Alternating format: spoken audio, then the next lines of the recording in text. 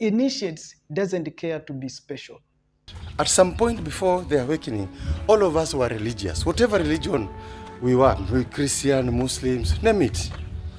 But now after you awaken, because your consciousness is heightened, you look at religious people as very, very stupid people. Now, if you are awake, we have to see love overflowing. But what we are seeing is you are ranting.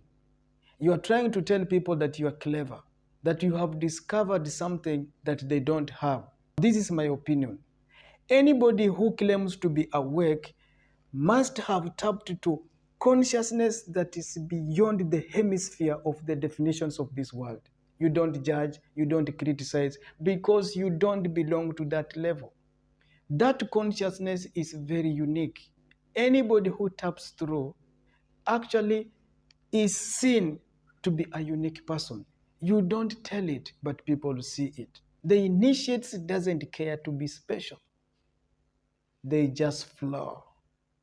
They don't say, I like this, I don't like this. That is not their job. But the point that you're saying you are awake and still moving into these definitions of the ego means you are still asleep and you need to wake up. You need to tap into a hemisphere of influence that is bigger than the petty world of judgment and criticisms.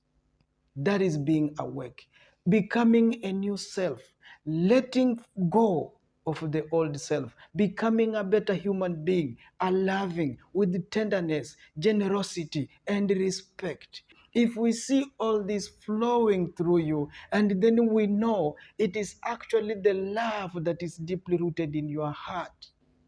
That is what we mean by being awake. But when you get into this particular situation, at some point you forget yourself and the ego takes over.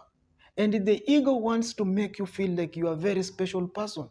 But judgment, criticism, definitions, categories, all these are elements of the ego, and this is what you are dwelling too much on and saying you are awake.